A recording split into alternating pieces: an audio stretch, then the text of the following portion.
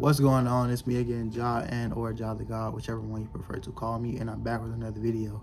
And the topic of today's video is the Lord being your rock. Or yeah, we're gonna go with that.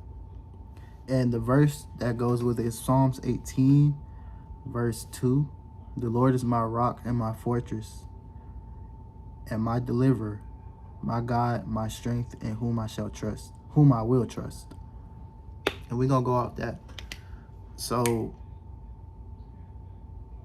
the Lord, bro, he always been there, bro.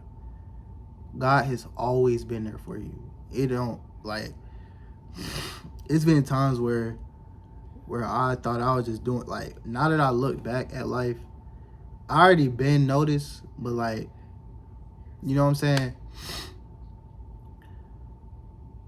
Looking back, I already I've been noticed it. I already had this you know what I'm saying? But when you look at the situations that you done overcame, you can see God's hand in everything that you done did. You can see God's hand in everything that you went through. You can see God's hand in all the situations that you done been through, from stopping you from going somewhere to to you having your greatest moment and you just being happy. It's a lot of things that done happen, and I guess I'm gonna bring up one.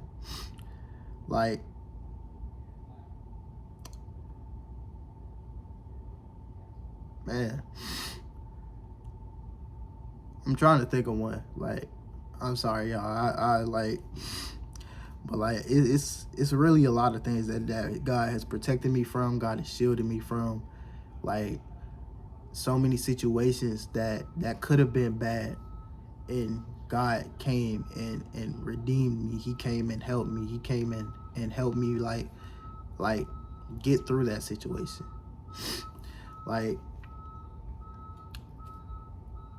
It's not a coincidence. God being your rock and redeemer, your lover, your father. God is there for you 24/7, 7 days a week, every single hour on the clock, day or night. God is there, except for Sunday when he's resting, but God is there. It's so many situations where, like I said, matter of fact, there it go. Like I told y'all in the past video where I said I left home and I basically ran away, and I left home to go live in Atlanta with a person that was kind of a friend. There was light family because we lived together when we was younger, and they wasn't there. They got arrested or whatever, and I had just gotten my taxes because I was working. I wanted to leave. I was like, you know what I'm saying? I'm tired of this, bro. I can't deal with y'all no more. And I dipped, like I told y'all. I had went to Atlanta and I sent them the money because I'm like, bro, I live with you. I pay rent, whatever, XYZ. I get a job, cool. I just want to be out this, you know what I'm saying? I want to be in this environment. And I don't know if she was lying or not.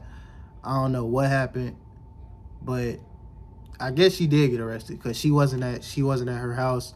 I was outside I dodged the bullet so many times, bro. When I tell you God was with me that night, like them few days,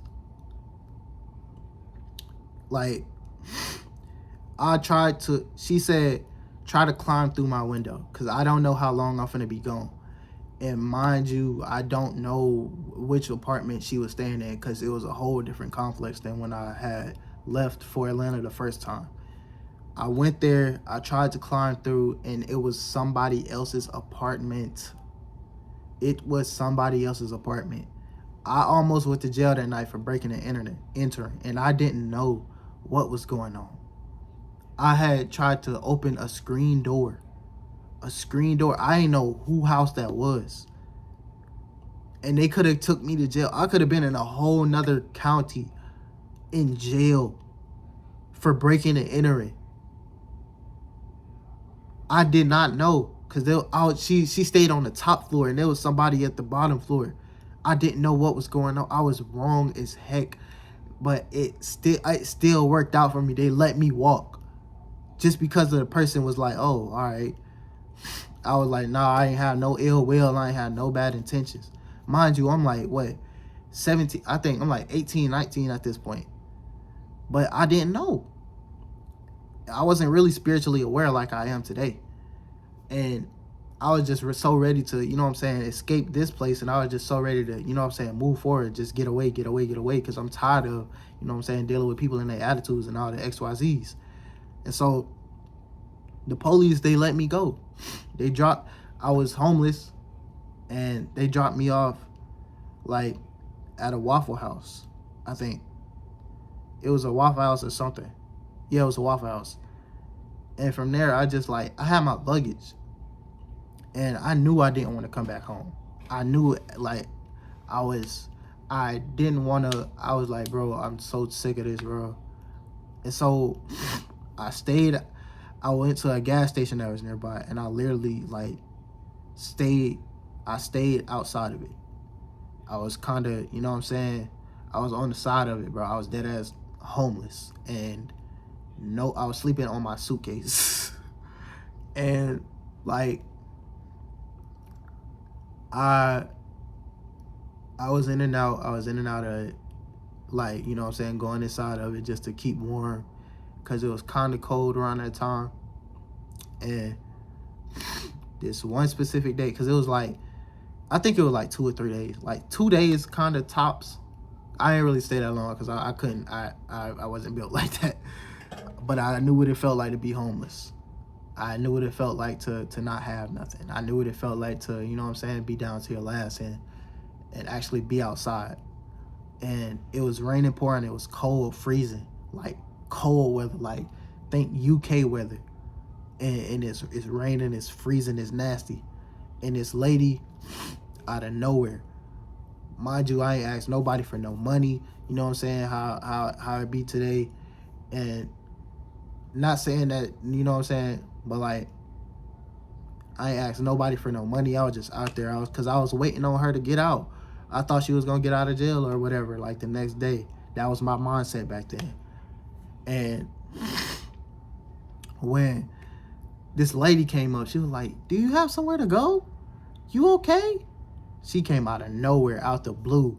Because I was being stubborn. I didn't want to go back home. I'm like, bro, I ain't want to deal with this. And she got me a hotel room for one night. And bro, when I tell you, that was like the biggest relief, because I'm out of the wilderness, that being outside, just like, and sleeping on my suitcase, bro. I'm like, she like, you ain't got nowhere to go? I'm like, nah. She took me to a hotel and bought me a room, free of charge. Didn't ask me for nothing. She was with her son and I think her sister or whatever. And she took me and she bought me a hotel room. I don't know this lady from a can of paint. I'm in Atlanta. Most people, I used to live there when I was a kid, but like, don't nobody know me for real. You can't tell me that ain't God. God has always been there for you. And then afterwards, yeah, I had left the room. I kind of was, you know what I'm saying, I was back outside. And then at night, I made the decision. I text my brother, and then I went from there and came back home, because I'm like, bro, I can't do this no more. I can't be homeless. This ain't gonna work for me. I'm too young. This ain't gonna cut it. So she, like, bro, it was a moment where I had to learn and I had to understand, like, that even in that slither of a moment, God was still there. And he was like, bro, just go back. God would, the whole time, just go back home. I knew in my mind I had to go back home. I knew it wasn't going to work. Because I'm like, bro, I'm not going to be homeless. God ain't going to let me be homeless. I got a home to go home to. I'm out here because I'm angry and I don't want to be at home. I don't feel like, you know what I'm saying? And I hit up my brother, and lo and behold, he had the money.